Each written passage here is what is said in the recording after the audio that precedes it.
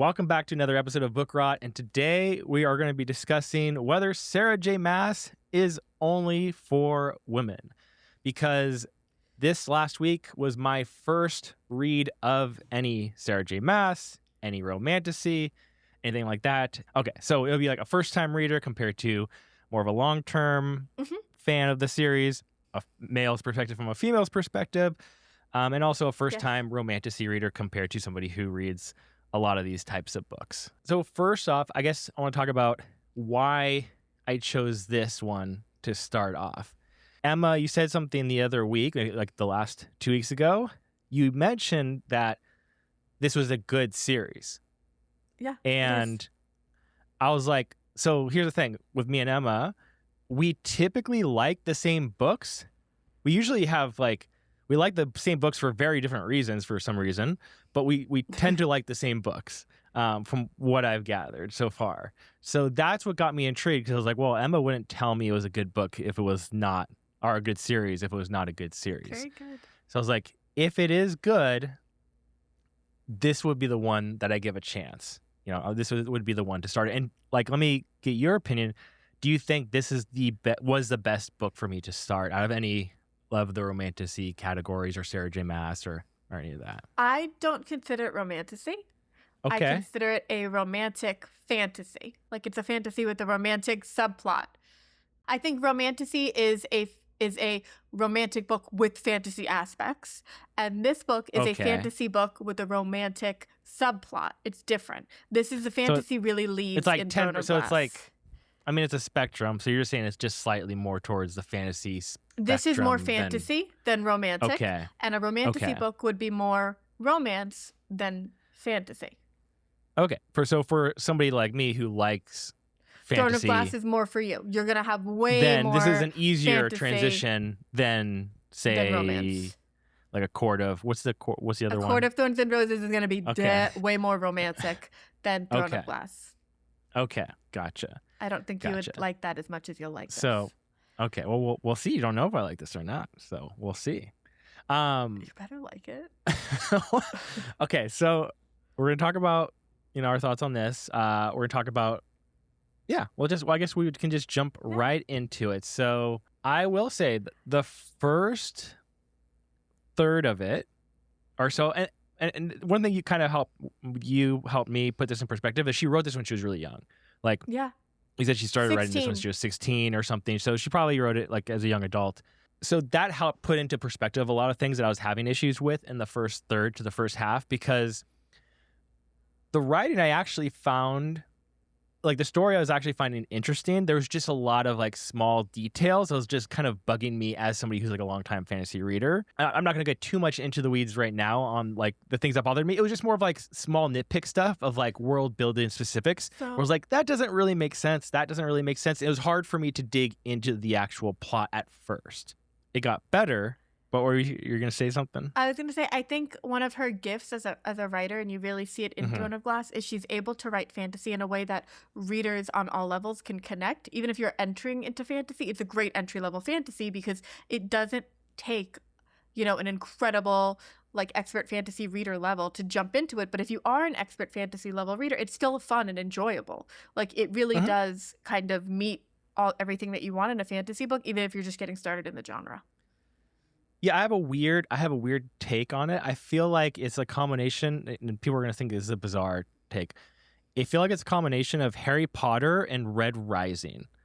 And I know that's a really weird. It's very common. Okay.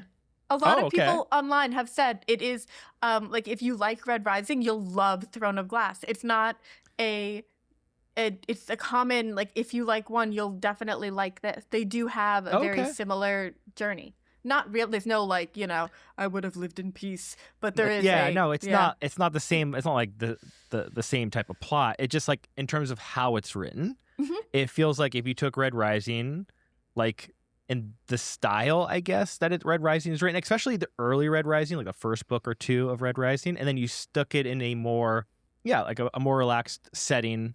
Not that it's relaxed, but you know what I mean. It's more like I said, it's Harry Potter level, magical. Yeah, but it has some stuff to it. It's not just another Harry Potter copy. So that's kind of how I was thinking about it. And I had trouble with Red Rising in the first book as well. So that's how I kind of went into this as I was reading it. As it went on, I was able to kind of ignore some of the things that were bothering me because they became less important to the story. And it became much better. And by the end, I thought the ending was really well done. Like, it was very fast paced. It felt like almost like a kind of a Sanderlanche where everything ties together really quick. And it goes, and the last 100 to 150 pages were really, I read them very quickly. It's unique, very too. quickly. In fact, I read it so quickly that I also read the second one. Ah! And I read this one so quickly. Did you get to the third? I read almost half of the third one. So we have a lot more to talk about than just the first book. I wanted to surprise you. I got a lot of reading done this week. So don't think it's so much better? We'll talk about it. I have mixed feelings. Well, again, I'm not even halfway done with this one. So we'll see. We'll talk about it. We'll see. Maybe they do. Maybe they don't. You don't know yet. I do know. They do get better. Well, let's talk about the first one. So the first one, that was the other thing about these books is, for a beginner fantasy reader, they're very quick to read. Yeah. Like, I read this one in like a few days, and it's not just because it's a short book either. And this is also part of like what you have to kind of, I think, have expectations going into it is. So like one example I'll give is I read a lot of the Cosmere with Brandon Sanderson. He has criticisms because he brings his writing style down to a much easier type of prose to read through. And so it's more accessible to a wider audience. This is like that, but like to a multiple degree. So I feel like this is written more in the style of like reading a Harry Potter. It's very simple language. There's like nothing that's going to hold you up from just flying through this. And I probably read this at 2 times the speed as I typically read a fantasy book. So it's very, very quick. But it doesn't take away from the journey. Like, she does it in a way that makes it. If you have expectations, like, because some people want a certain style of writing, which is fine. I like all kinds as long as I have the expectations going in of what I'm going in for. Like, if I'm going to Harry Potter, I'm not expecting like a Malazan experience. And so when I go in here, like, I think it's good to have expectations of it's going to be more towards like the Harry Potter style of writing, where it's very simple. It doesn't take away from being interesting or having great world building, but it's a very simple style of writing, which allows you to go through it very quickly, which is a plus, I think. Such an enjoyable experience. And the fact that she doesn't make it overly complicated sometimes with the writing and the language really lets you have fun. Like, you're really just kind of enjoying it with the characters. You're not having to, like, bring out an encyclopedia. You're just having fun. Yeah. Another thing that's, I think, good for beginner or people just jumping into fantasy is that the character list in this is extremely small. It's like you're pretty much talking about 3 characters the entire time. Oh, well, that book. In this book, I'm sure as it gets, there adds more, but I'm saying as an introductory for somebody jumping in, you don't have to be introduced to 20 separate characters. No. You really only have to remember 3 for the most part. I do want to say, and it's very important, Throne of Glass is kind of like an entry level, like, your entry drug to the SJM universe. It seems basic, like you're starting fantasy. You finish Throne of Glass. First of all, by the end of Throne of Glass, it is like kaboom universe. It's addicting. Her books read like a Cosmere in the sense of there are currently 3 series. They do have characters that weave and pop up in there's universes that overlap. It's one big, like, there's a Cosmere, there's an SJM universe, and there are theories and worlds and realm hopping and like universe traveling. And she builds this world where it's like, we could talk about theories for like 12 hours on here. It's so incredible what she's done. And because the writing style makes it easy to understand, you're able to think of these theories, and she's able to do these things that I feel like sometimes more complicated writing you can't do. Or they're just less accessible, so there's less people to talk about them with, right? Yeah, that could be it too, yeah. In terms of the romanticy aspects, like, obviously, like, for me, like, I'm not, look, that's not the stuff I'm like really looking forward to. Like, personally when I'm reading through it. However, it was in this book, it really didn't take up a whole lot of the story. No, it's not It was right in like your face. if you were to take a regular fantasy book, add like 15 to 20% more of the relationship building, like that type of stuff. Yeah. But it's not like going to take over the whole plot or the whole book, which was good for me, because if it had been just all of that, I probably would have, again, as an entry level into this genre, I think this is a much better place to start. But for somebody don't like you me. think that's kind of why I would categorize it as a romantic fantasy rather than a romantasy, or fantasy with romance? Because if you compare it to like a Wheel of Time book where you have like, you know, parents' wedding or like something like that, there is just as much romance. There's just as much, you know, of those scenes, and you have those romantic scenes, but you don't categorize that. But this, because it's Throne of Glass, you think, oh, it's romantic fantasy. No, there's not nearly, if you look at the percentage. It's more than, I would say it's more not like it's in your face, but it's more Blatant? of the character's mindset. She's constantly evaluating the relationships she has with these other guys, and maybe just from a different perspective, but it feels like it is more centered in that way, but not in a way that feels like that I would not like. It's not like an enjoyable way to do it, and it's not over the forefront the top plot. Yeah. No, it's not. Definitely not the forefront of it. There are an absurd number of men with the top button unbuttoned described in every scene. Every single time a guy's introduced, Everybody's got to be attractive. That was the only one thing. Every guy, you just have to expect every guy introduced is going to have some kind of bulgy muscles, and also his top button is going to be open on his shirt, just for no reason. Let's compare it to Red Rising. Let's compare how many ugly, unmuscular men are in Red Rising. And the one that was Daryl before the makeover, he got bulging. It's the description. It's the way it's described. It's definitely like I would say. So for any guys reading it, it is a book that's written for women. Like there's no way you could read this into descriptions and say this was written not with a woman's audience in mind. There's no way. There's no way you're going to tell me this is not written for a woman audience. It obviously is. You think it's for anybody? I have to disagree. Because hear me out. Okay. I love Dresden, and I love those books. Every time they describe a character, what do you talk about first? Their tits. Every time Robert Jordan, you walk into a room, their tit. And when I read those books, some people are like, oh, it's sexist. But then you have people that are like, well, that's just the character. That's just their mindset. That's because they look at it first. But I'm supposed to be like, okay, no, that's fine. Why can't you make the same concession? Because you know a woman. But no. Yeah, No. So I'm not arguing that guys can't. I'm just like Dresden example.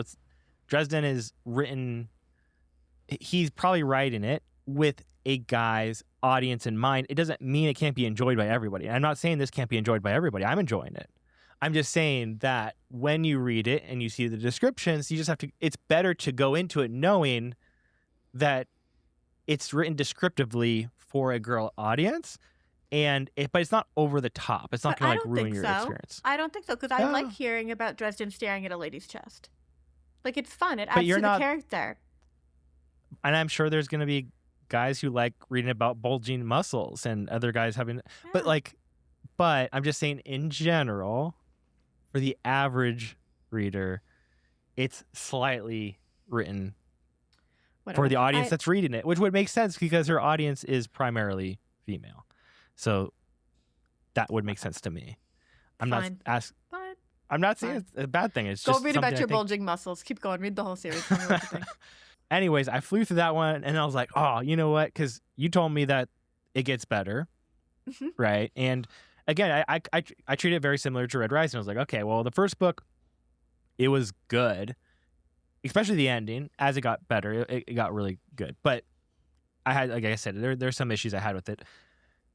But I was like, okay, let me just read more so I can see if it gets better. So the second book was overall an improvement. There was things I liked about the first book more than this one though too. So it wasn't just like an overall improvement. I will say the focus on romantasy increased another 10-15% in this. So I don't know if that's going to stay at that level. Kind of I don't know if it like- stays at that level or if it dips and flows. Because so It far it's dips less. and then It's goes- less in this book. So, yes, it's a lot less. It does. It goes up and down, and then it like okay. a lot up, and then a lot more violent, and then Okay. So it dips. It changes based on the story. It's Based not on like who just the- who the increasing. It's charac- not just going to increase each book. Well, not every book focuses on that character. Okay. So that was the one for me. It wasn't that big of a deal, but it was noticeably more focused on that because it didn't have to focus more on her origin story. It was just jumping right into where it left off with the relationships between these essentially three guys. The thing that I like most about this book, I don't know if you can guess what I liked most about this book, No, is Mort. I'm scared. Mort, the doorbell guy. People have a lot of Mort tattoos. Okay, so because that was the one thing missing in the book was you have these three. You don't have anybody funny. There's nothing like. There's no like. Doesn't it remind There's you no of fun Labyrinth? characters. No. The doors on Labyrinth, the ones that talk, the doorknobs. Yeah. I've seen the yeah. I know what you're talking about. Yeah, so he's a talking doorknob thing, and he's hilarious. And I wish she actually had taken him off the door and like put him in her pocket. She and carried writes her funny around. very well. Yeah, she does. And so that helped. Even though he only had a few parts in this book, it was good to see some kind of it kind of opened up the characters a little bit, so it's not just one-dimensional in terms of like what's going on with the plot. What do you think and of the stuff. magic so far? So it also what this book does for me, the first book, as somebody who's more of a long-term fantasy reader who focuses on a lot of like world building details, because that's just what my mind tends to focus on, the first book was really fast and loose with what was being described in the world, to the point where there was things in that book I was like, this would make no sense. Like even the plot line of the first book, this is not a spoiler, this is just the plot of the first book, is so ridiculous and stupid. Like they bring together all the people who are imprisoned for being assassins and Yeah. like war criminals, and they're like, let's have a 14-week competition, Yeah. and whoever just basically wins these random competitions gets to be like the private King's champion. king's champion, right? The king's, and we're gonna trust this person to work for the king. It's insane. It's an insane plot. They got to get her in. And especially with the world that they're describing, with like what's going on with the magic and stuff like that, it's an Footloose. insane plot. Footloose Kingdom. It's insane. Assassins. And they're just there's so many empty things. Just like, oh, magic's it's weird, and there's so many like holes in it that I'm like, okay, that's where I had to get past. And once they got past it was a good book. This book does a lot of duct taping. Like it finds all those weird holes. She wrote this older. But yeah, I mean, it makes sense. So there's a lot of crazy world building holes in that makes it so, for me, it took me out of the story because it didn't feel at all immersive trying to understand what the hell is going on in this world. This one fixes a lot of that. It fixes a lot of the issues, and you can tell she's purposely trying to in this book, you can tell she's purposely really thinking about how she wants the world to work with the magic, with even just the general locations of places and what's going on. And so this does a really good job of fixing a lot of the issues that I had. What do you think of it? The magic system? It's still pretty, I'm trying to remember where exactly you are. It's really hard for me to comment on some of these. There's as someone really who's not finished all of it. Because I'm trying to remember exactly what you know. Where I'm at, there's several different types. It's still pretty loose. Okay, the like keys. It's not, what do you think of the keys? It feels like right now, it feels like there's a couple of magic systems that are still very loose in terms of like they're not hard set. Like they could pretty much do anything that you wanted them to. There's no like rules. It's not like a rule-based magic system. I'm not going to say anything anymore. I won't spoil anything. Okay. I will say don't nothing. spoil her. But you know what I love? How she's like, she's so young, but she's the only one that survived this very long period of time in the salt mines. Oh yeah, she wrecks people in those salt mines. She They're goes like, hard. she's so young. Her body's destroyed, but she can just fuck you up. And you're like, So that's okay. there's the Red Rising. Like this Yeah. isn't spoilers, but she fucks people up in those mines, like just in the same way Darrow would. Yeah. But she's like 120 pounds, right? Yeah. So she but I don't know. She just can. She's got some She's skills. like super good at that. Yeah, they're like, okay, here you go. Yep. Yeah, and then again, I'm trying to think of exactly. She also writes, kind of. I like it when there's a good villain, and I also like it when there's like good, like there's monsters in this book, right? There's like some creepy stuff going on. She writes really creepy stuff, and she writes that very well. It's creepy, and it's described like some of these things are pretty.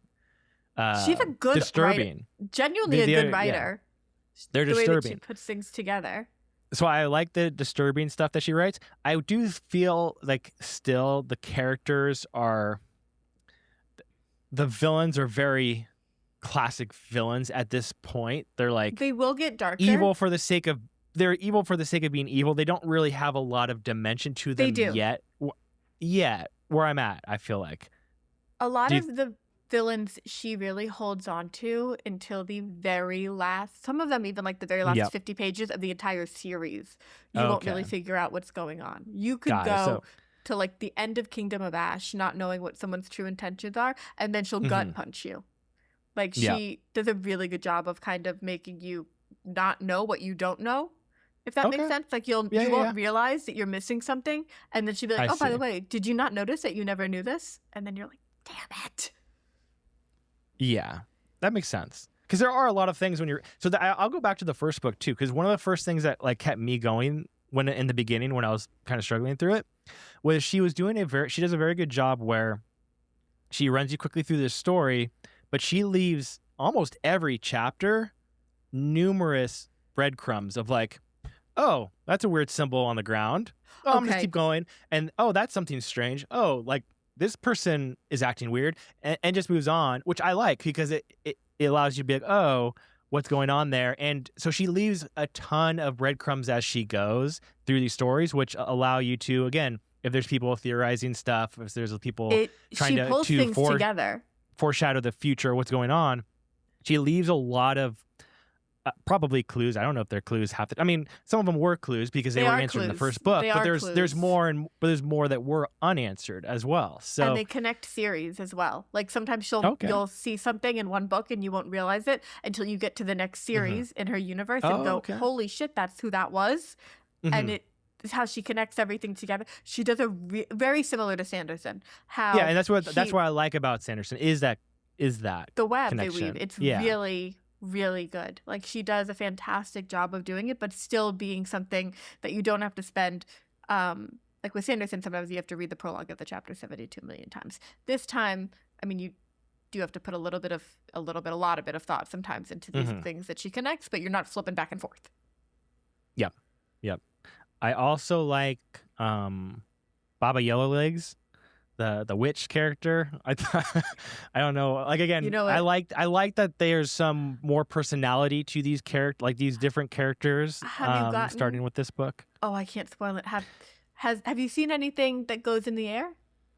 Yeah. So we'll talk about that too. So I don't think that's too crazy. So but Baba Yellowlegs is a witch that gets introduced in this book, and witches in general are very interesting. It's like a cross between like vampires and they're really they have like iron teeth and they eat humans, and they're kind of like half like funny and half like like really scary. She was really not afraid to pull all different types of magical things in here and just be like, this is what I've got. I'm going to put everything at you. And you kind of just got to pay attention a lot. And it does get really dark, in my opinion. Like, I would say it's darker. There are some aspects of her writing that are a lot darker than I was mentally prepared for the first time I read the series. Especially as you get a lot further on. Gotcha. She's not afraid of killing people. Okay. Well, that's good to know. I hope some of these people die. Not that I don't like them, but A lot. I feel A like lot it of them could get. do. I feel like it could get a little repetitive, and so that's where I'm almost halfway through this book. Part of my concern, the writing on this. So anyway, the writing of this book has improved. Like you can tell, she's becoming a better writer. The chapters are getting a little bit longer. She's going into more detail about the world building and all that stuff. So that's great. I do feel like I felt concerned where I'm at now. It's starting to feel just a little bit repetitive, but hopefully that changes in terms of like in the first book, she develops a relationship with somebody and then whatever happens to that. And then the second book, it kind of goes through a similar structure. And then this one, it feels like it's about something that may happen again. So it's like, hopefully that type of formula will change over time and it won't just be the same. It will. It will change drastically. Oh, it will? Okay, it will change. And it won't be the same. Drastically. It'll get a lot more violent. She is a big fan of a battle scene. She loves it, and she writes fantastic. I don't think I've had a battle scenes. Scene yet. You have not. A Court of Thorns and Roses has some fantastic battle scenes. There's been some good fight scenes. No, but I haven't seen any kind of battle scenes. Okay, she does great battle scenes. There's Illyrian warriors in A Court of Thorns and Roses, and men who have like huge wings that can fly, and they fly into battle, and they have they're very impressive with the swords, and they go at it. Okay. There's like gods that they take into the battlefield in A Court of Thorns and Roses. Like the way that she incorporates it, she does write a great battle scene. I will say she's not afraid of being like very violent and having, when I say people die, I mean like she'll take main characters and just kind of take them right out. Okay. So yeah, I mean, so far, and she's introduced like a whole new faction of characters in this book, so it opens the world up quite a bit, and the characters are more spread out, so there's like more going on. So this feels like more of like a more traditional fantasy book, with the other two kind of being more of an introduction to get people up to speed. Will you read Assassin's Blade after this? Because you're supposed to. You didn't read it at first, so you'll read it after this? So first off, I'm gonna take a break after this book. No, because I always take first off, I usually take like a month or two between books in a series. But you don't have time. You don't have time. I have. What do you mean I don't? No, you don't. Time? Okay, here's the thing: you don't have time because it's already August, September, October. You have to finish Stone of Glass so that way you can read A Court of Thorns and Roses and then Crescent City before the next A Court of Thorns and Roses drops on October 27th, October 26th. So I thought about this. And there's just no possible way. There is There's no possible way unless I just devote all of my reading to this series, which I cannot do. I cannot do. Because I'm not going to, I have to, there's things I got to do. There's things I have to write about, discuss about. You're not going to read the new books when they come out? Well, I'm going to read the new Cosmere book when it comes out. I'm going to read some of these other books when they come out, like in the next month or two. Like there's a lot of things coming out in the next few months that I just have to read. But the Sarah J. Maas book, you don't understand how long we've been waiting for this. Okay, look, listen. This, from what I understand, there's two books coming out. There are two. One in January and one in October. One's like a mini book, right?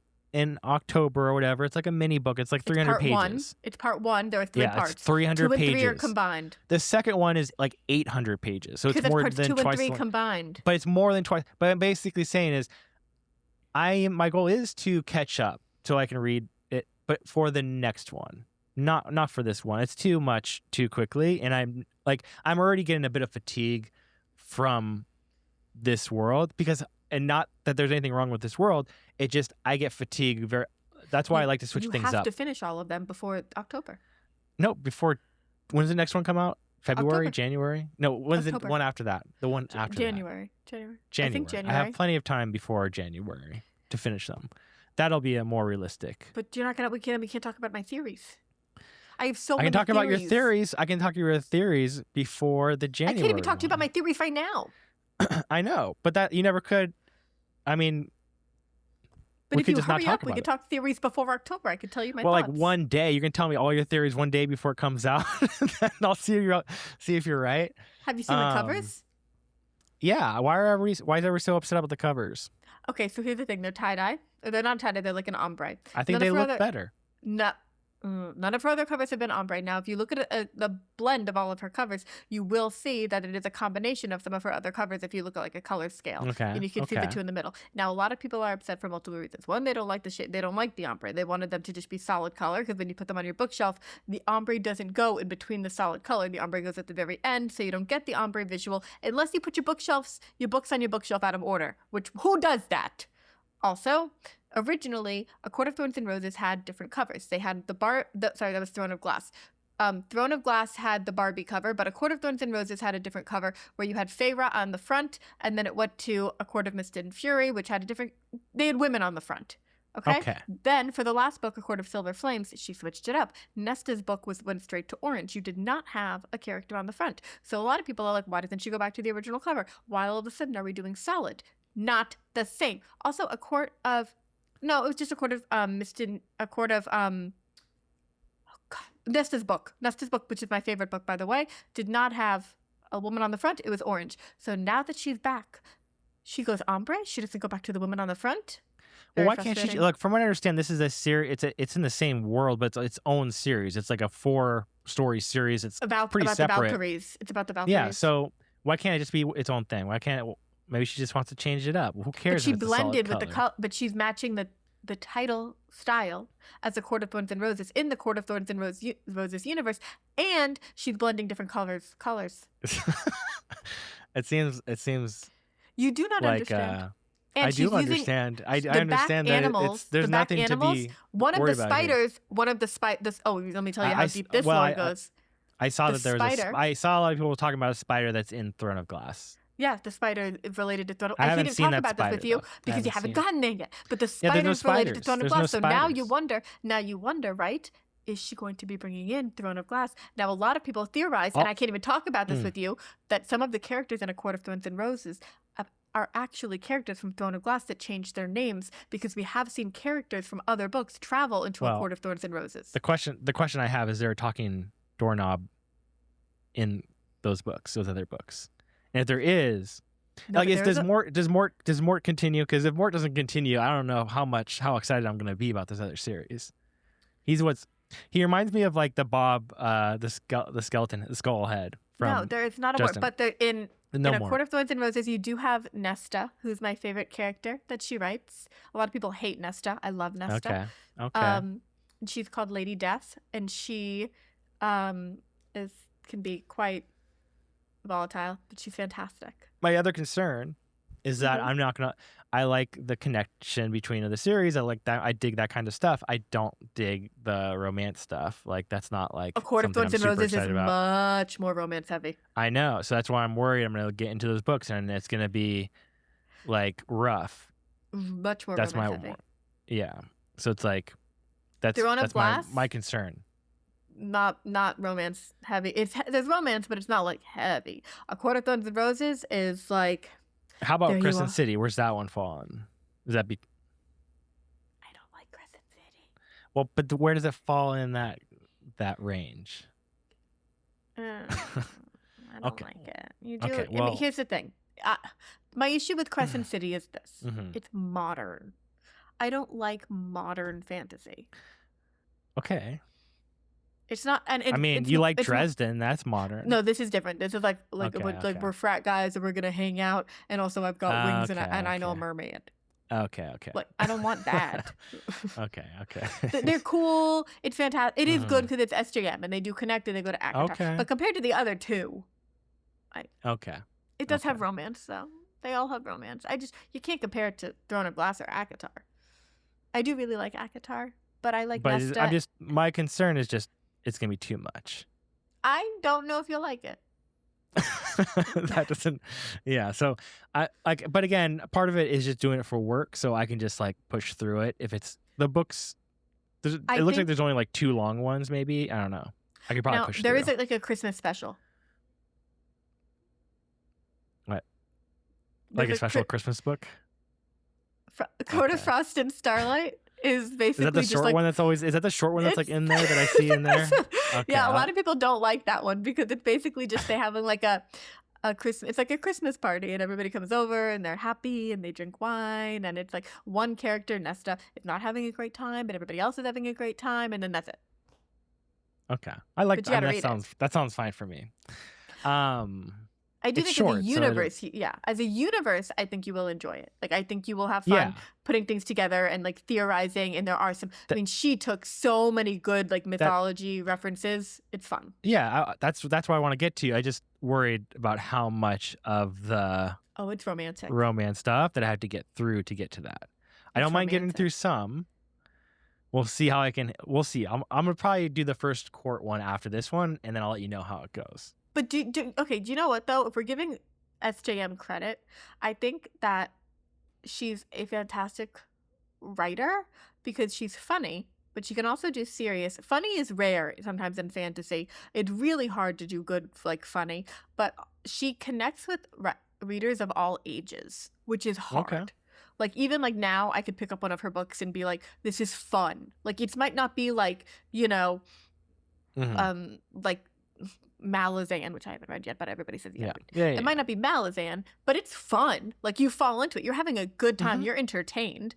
And when I was 19 reading it, I was like, oh my God, I am this girl. I want to be so cool. I want a sword. Like, it's fun. She connects with all ages. It's really hard to do that.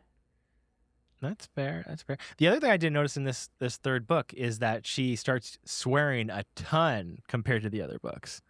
It was like nothing in the first two, and then it was like a ton in this one, which again, I don't care one way or the other. I think it's great, but it was interesting that I felt like, again, she's in this book, she's trying to kind of evolve her writing and kind of expand on it, and I did notice that the language changed a little bit too. This does have I can't tell you, but there are some elements in this book that you see in other fantasy books you've read, and I'm very curious when you get to them what you think. Okay. It is similar to Red Rising. One aspect, very similar. Identical almost to Red Rising. Like literally carbon copy.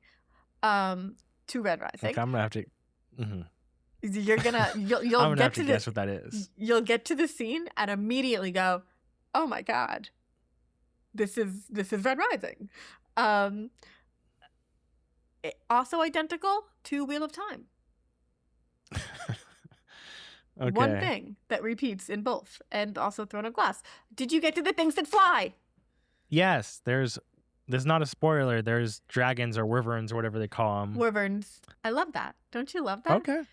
She's like, I got magic. I got royalty. I got witches. I can't list all the things she got because I don't know where you're at, but she got a lot. Okay. Yeah, she's throwing in a lot, and she's making weird combinations that normally aren't there, like witches and dragons, and it's definitely unique, and I think it is kind of making it more fun. I haven't seen. I know you said she writes a lot of humor. I haven't seen a ton of humor outside of Mort, so I'm waiting a little bit. Maybe it gets more humorous. Have you got to Manon? Manon, that's the witch, right? Yeah, she's like. I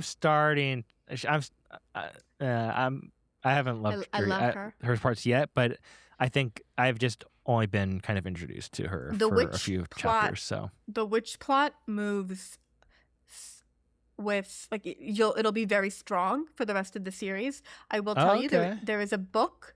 What was your opinion of? Oh God, I hate this. It's either K-hole, but I call him Cole. I think it's Kale. Kale. What was your opinion of him?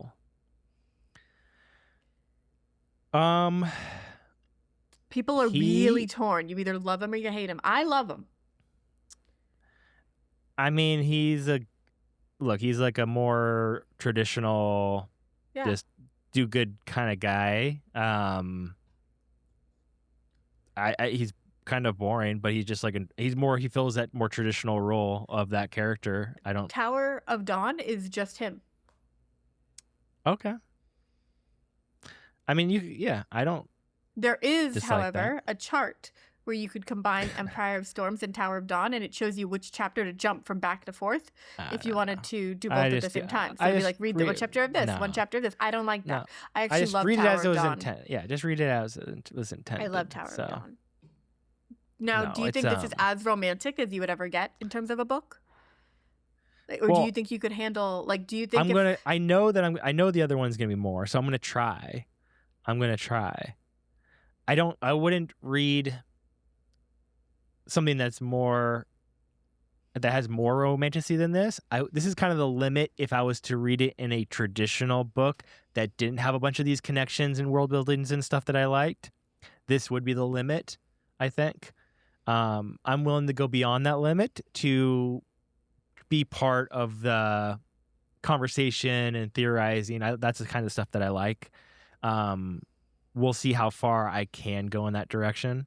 Am I going to see you in like the Discord for SJM after this? No, you're not going to see me. You're not going to see me there. A very big theorizer.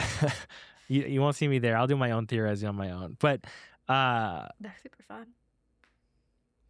Yeah, I don't know how much farther I could. We'll see. I mean, who knows? I don't find it to be that bad. Especially the other thing is it's, like I said, you read through it so quickly that it's never feels like I'm dealing with a part that I'm not interested in for that long. It's like, okay, 2 minutes. It's like a few pages and you're out of there. So it's not like I can handle that. We'll see what happens in the other book. But overall, I just want to also give my overall thoughts too for anybody who's interested, who hasn't read Sarah J. Maas, or is a guy who hasn't read romantasy. I would agree with Emma. I think you should start. First off, and Emma's going to disagree with me. First off, I do think this is a series that is written with the intended audience of women. And so this isn't a series where I'd be like, yeah, like all guys should read this. Like you're going to like this as much as anything else. I don't think that's necessarily true unless you've read like a ton of other stuff and you're just like, I can't find anything else to read. It is, if you're looking for a book that is really a quick, fun read, don't mind some romantic elements, then I'd say go for it. I think more of like guys reading this, it's more of like, hey, you have friends or a wife or somebody that you know that's reading it and you want to be able to talk to them about it. Then I would say definitely read it because it's not bad at all. It's entertaining and you're gonna have fun with it. If you're just looking for a series to read, I mean, there's other series that are, I don't know. I know you're gonna disagree. I'm not. Here's the thing. Listen, okay.